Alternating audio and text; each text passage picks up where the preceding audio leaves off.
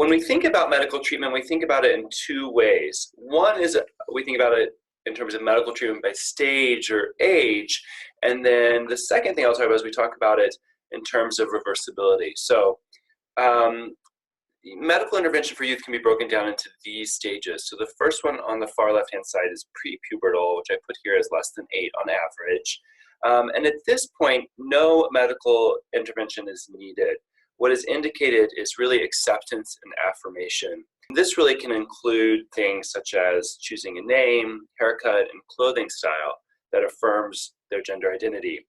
There are currently no medical interventions recommended prior to the onset of puberty. So that brings us to our second block, which is pubertal, or 8 to 14 years old. And the eligibility, here we'll think about puberty blockers. So the eligibility to start suppression is that they must have been diagnosed with gender dysphoria and have started puberty. So from a medical perspective, we think of puberty in terms of 5 stages. Stage 1 being pre-puberty and stage 5 being adult. So the main action in adolescence from a pubertal development standpoint is in stage 2, 3, and 4.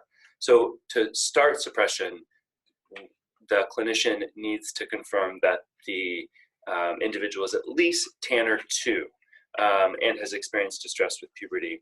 Puberty blockers delay further pubertal changes or secondary sex characteristics in order to buy more time for the family and child to explore gender identity and feelings. And additionally, this delaying of development of the secondary sex characteristics can prevent any need for future surgical intervention.